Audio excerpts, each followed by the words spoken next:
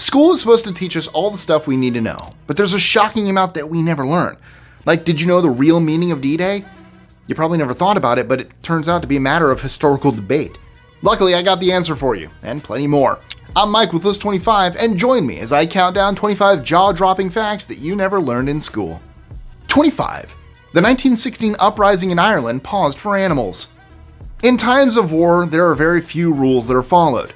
However, during the 1916 Irish War of Independence, both the Irish revolutionaries and British occupiers agreed on one thing: to stop fighting for a man named James Kearney.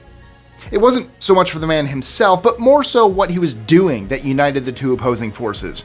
Kearney was a park keeper who took care of animals, especially ducks, in an area called St. Stephen's Green.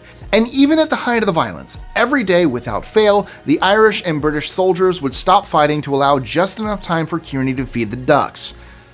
Who knew that ducks were the answer to peace? 24. There was a plot to steal Abraham Lincoln's body. Poor Abraham Lincoln, he just couldn't find peace even after he was assassinated. A band of Chicago criminals conspired together to steal his body. Why? They believed they could demand a $200,000 ransom to get one of their gang members released from prison, but they never made it that far. Their extreme inexperience meant that they were barely able to break into the Oak Ridge Cemetery where Lincoln was being kept. Even worse, a man they recruited to help was actually an informant of the Secret Service. Needless to say, the gang failed and was arrested just a couple of days after their attempt. The plot led to Lincoln's body being underneath a newly built tomb that now serves as a memorial, and I hear the security is actually much better. 23. The Last Stand of John R. Fox. In the pile of tragedies of World War II, many heroic acts have been all but forgotten. However, one American soldier's act stands out more than others. His name was Lieutenant John R. Fox, and he was fighting as a part of the African-American 92nd Infantry Division against German forces. On Christmas Day, 1944, he was in the village of Somacolonia in Italy as it was taken over by Germans, who slowly encircled his position. By the following morning, Fox was boxed in with virtually no escape. Despite his fellow soldiers hesitating, Fox ordered artillery shots to be fired at his own location to take out 100 German soldiers. His final words were, "Give 'em hell." Now that's badass. 22. This beetle is the Houdini of insects. Houdini may have been the greatest human escape artist, but what about other animals? One small beetle called the Regimbardia attenuata might give him a run for his money. It's often found near the water, putting it at risk of frogs, who are always hungry for small bugs, but it has a trick up its sleeve once it's been swallowed. For almost 2 hours, the frog doesn't suspect a thing. Then, in a Houdini-esque feat, the beetle somehow finds its way out of one of the frog's vents at the rear. In other words, its butt. I'll spoil the trick for you. Inside the frog's body, the beetle races through the inner organs before the strong digestive chemicals have time to liquefy it. Then it uses its legs to tickle the frog's sphincter and make it want to poop. It's a little messy, but the beetle walks away free. Just like magic. I don't recommend it. 21. Poland sent the US a birthday card with 5.5 million signatures. How many people signed your last birthday card? Maybe a handful if you're lucky? Well, imagine getting one with 5.5 million signatures. That's how many Polish people signed a birthday card in 1926 to mark the USA's 150th anniversary. At the time, that would have been about 1/6 of Poland's entire population. You see, Poland has a special relationship with the US, not only because of the huge number of immigrants traveling there, but also how the US supported Poland's independence in 1918. The card is known as the emblem of goodwill, and it's definitely a kind gesture. 20. Louis XIV pretended to be asleep to avoid protestors. You ever just kept your eyes closed to avoid something? Well, so did one of the most powerful leaders in history. Louis XIV, better known as the Sun King because he thought he was at the center of the universe, made many enemies during his reign. More than any political opponent, his greatest enemy was the people. In 1648, the people of Paris were so fed up with the Sun King's increasing power that they rioted. Mind you, Louis was only 12 at the time, but had already been king for around 8 years. The rioters were able to break into the royal palace and demanded to be taken to Louis's room. Rather than talking with the group of concerned citizens, the king apparently pretended to be asleep, and the group eventually left. Come to think of it, that actually sounds a lot like something a 12-year-old would do. 19. Baby horses are born with fairy fingers. Just in case you needed another reason to love horses, did you know they have something called fairy fingers? Technically, these are called eponychium, and they're smooth layers of tissue around their hooves after they're born. These are designed so that the baby's horse kicking in the womb doesn't injure the mother. The fairy feet then fall off when the foal is out in the world and standing up on its own, which is usually within just an hour and a half of birth. And it takes us humans a year to walk? God, we're really slow. How did we ever survive? 8. Ravens use other animals to eat. Ravens are among some of the smartest animals we know of. By the age of just 4 months, they have cognitive skills similar to great apes and the problem-solving capacities of a 7-year-old child. Ravens are forward-thinking, meticulous, and know how to use tools. But sometimes, even their tools aren't enough firepower. When ravens struggle to open an animal carcass, they've been observed calling other predators on the scene. Once the animal is broken open, they can finally have their meal.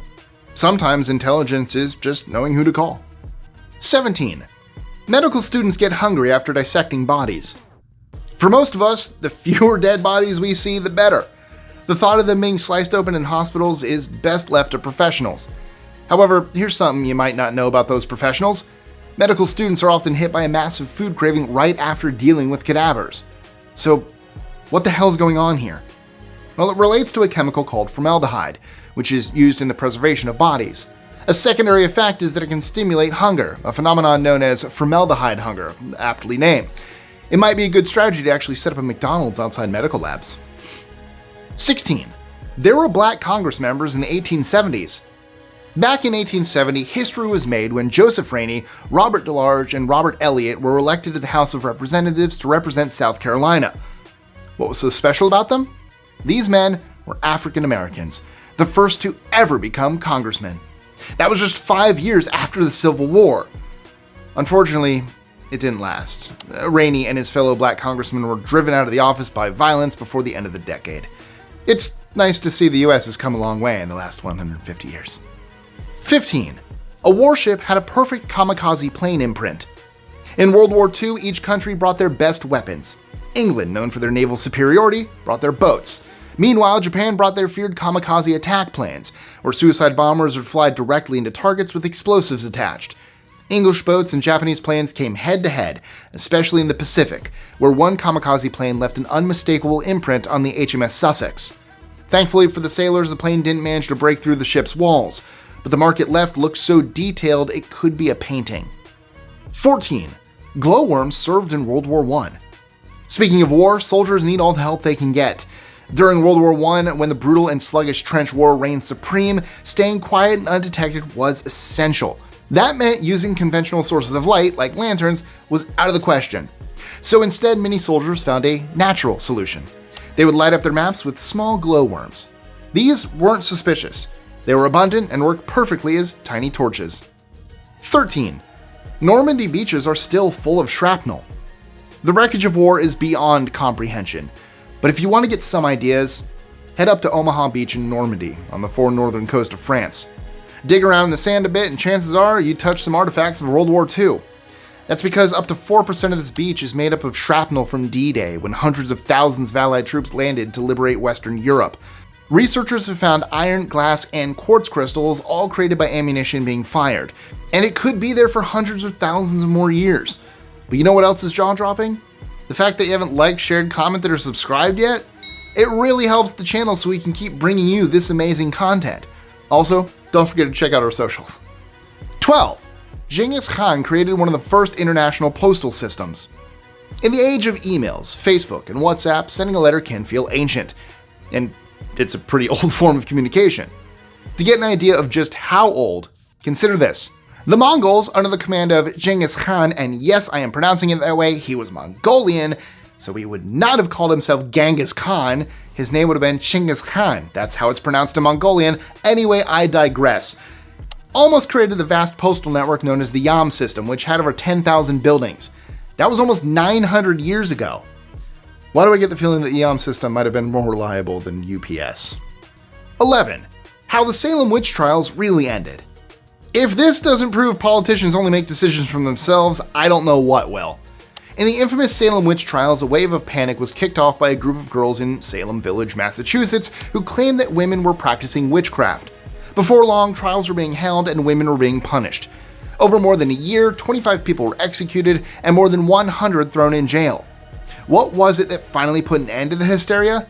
The governor, William Phips, stepped in, but only after his wife, Lady Mary Phips, was accused of being a witch. 10.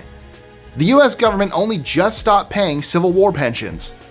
In a time when it feels like a struggle for veterans to get benefits, you might be surprised to learn that the government only just stopped paying pensions a few years ago for the Civil War. Now, anyone serving in the Civil War has long since died, but their children hadn't until 2020, when the last remaining child of a Union soldier named Irene Triplett passed away. Her father, Moses Triplett, had actually switched sides from the Confederacy, in part so that he would be rewarded with a pension. That turned out to be a very good move. He probably didn't imagine it would keep paying out for another 155 years, though. What a great investment. 9. The US military accidentally invaded Guam. If this was truly an accident, then it's one of the most biggest ecological mistakes ever. During World War II, the US was using the Micronesian island of Guam as an important military base. But in the process of shipping equipment through Papua New Guinea, an unexpected traveler came along for the ride. The brown tree snake. Not only is this a dangerous and venomous snake to humans, but it's catastrophic for many other species too. It didn't take long for the brown tree snake to become the apex predator on the island and wipe out most other species. Even today, its population is more than 2 million, and they wreak havoc on infrastructure and military equipment while biting thousands of people. 8. FDR didn't invite Jesse Owens to the White House. Most of us know about Adolf Hitler's famously snubbing of African-American runner Jesse Owens at the 1936 Berlin Olympics. That was a huge hit to the idea of white supremacy pushed by the Nazis, who didn't even want black athletes to be eligible to compete. But you might not know that the 4-time gold medalist didn't get much of a reception when he returned home to the US either. Unlike most other successful athletes, Owens didn't receive a message, gesture, or an invite to the White House by President Roosevelt. In case there was any doubt over how Jesse felt, he once said, "Hitler didn't snub me, it was our president who snubbed me." 7. The most stolen work of artwork in history. What's the most valuable piece of artwork in the world? You might think it's the Mona Lisa, but if you price art by how many people fought over it, the answer is clearly the Ghent altarpiece. Completed in 1432 by two Flemish brothers, Hubert and Jan van Eyck, the gigantic oil painting measures 17 by 12 feet. It's made up of 12 double-sided panels and was renowned for its religious imagery and realism, and as a symbol of the beginning of the Renaissance. Given its importance, almost every historical figure has fought for it. From Napoleon to Adolf Hitler, it's been stolen more times than any other piece of art. One of the panels disappeared in 1934, a ransom of 1 million Belgian francs was demanded, and a series of clues were left. To this day, the mystery remains unsolved, and the panel is still missing. 6. The shortest reigning monarch. Now this is a world record that'll get you in the history books, but for all the wrong reasons. In 1908, Luís Filipe was destined to inherit the title of King of Portugal from his father Carlos, but at 20 years old, he couldn't have imagined it would come quite so quickly, and leave even quicker. The royal family was returning to Lisbon from a trip to Alentejo in southern Portugal when two gunmen fired on the family. The assassins were killed at the scene, however not before they had landed several gunshots. King Carlos was killed almost immediately, while Luís Filipe survived for 20 minutes. At that time, Luís was technically King of Portugal for a total of 20 minutes, making him the shortest reigning monarch in history. And it's safe to say that he really didn't have time to enjoy it. 5. The real meaning of D-Day. I mentioned D-Day earlier, but what does it actually stand for? You might have never thought about it before. One version is that it stands for Departed Day, which makes total sense. However, others have argued against that because soldiers were deliberately sent out on different days. Some ideas for the real meaning have been Decision Day, Doomsday, or Death Day. But according to military experts, it probably had a much more mundane explanation. When a mission is planned without a specific date, the D in D-Day simply refers to the day it begins. So that would make the famous D-Day Day-Day? Doesn't sound quite as exciting now, does it? 4. Kim Jong Il wrote 6 operas. Kim Jong Il, the infamous military dictator of North Korea. A man who truly left his mark by shoring up the military, overseeing famines, trying to kickstart the economy, and writing operas? That's right, apparently the supreme leader wrote 6 operas, along with 1,500 books, almost none of which have been released to the public. However, one has made it through the cracks, a book entitled On the Art of Opera. The book puts forward a case for a new kind of Korean revolutionary opera that speaks to the masses and excites them to participate in nationalistic action. For him, opera was too elitist and difficult to understand. 3. A Paris orphanage gave out live babies as prizes. If you've ever entered a raffle, then you're probably used to the standard prizes. Tickets somewhere, a spa package, maybe a car if you're lucky. What you would never imagine is winning a raffle and going home with a baby. Not a doll or a toy, a real-life baby. That's what a Paris-based orphanage did back in 1911 with the so-called Loterie des Bébés. Abandoned children were a much bigger issue then, and orphanages were desperate. The raffle was a way to raise money for charities and to find homes for needy children. Imagine explaining to your kid that you won them in a competition. 2. England's King George I was actually German. Go back far enough and you'll find all the royal families in Europe are related somehow. But for some, it seemed they might be ruling over the wrong country. No one fits that description more than George I, who was the King of Great Britain and Ireland in the 18th century. The only problem was that he was actually German. He was born in Germany, raised in Germany, and spent most of his time in Germany. Then, at the age of 53, he was called to England to become king. And who could say no to that? Even then, he couldn't stay away from his homeland, traveling back so much that by the time of his death, he had spent 20% of his reign in Germany. Is that a case of an immigrant stealing jobs from locals? 1. Why the heart was once considered the source of emotions. With psychology and neuroscience becoming more sophisticated, it's now pretty common knowledge that chemicals in the brain make us feel most of our emotions. So why then do we talk about heartbreak or heart-wrenching? This idea that the heart was central to emotions dates back all the way to ancient Egypt and ancient Greece. And it makes sense. The heart has such a key role in pumping the blood around our bodies. Over the centuries, though, it became clear that the brain may have more to do with how we feel. However, new science may bring us back to a heart-centric understanding. Studies have shown that the heart can send fear-inducing signals to the brain. And here's something that'll really get your heart racing. The dozens of lies that school told us. Some of those were pretty harmless, like the shape of a raindrop. Spoiler, it's not actually a raindrop shape. Others were more damaging, like the existence of different races of humans. This idea isn't supported by genetics at all. So what other things did schools get wrong? Well, click here to find out.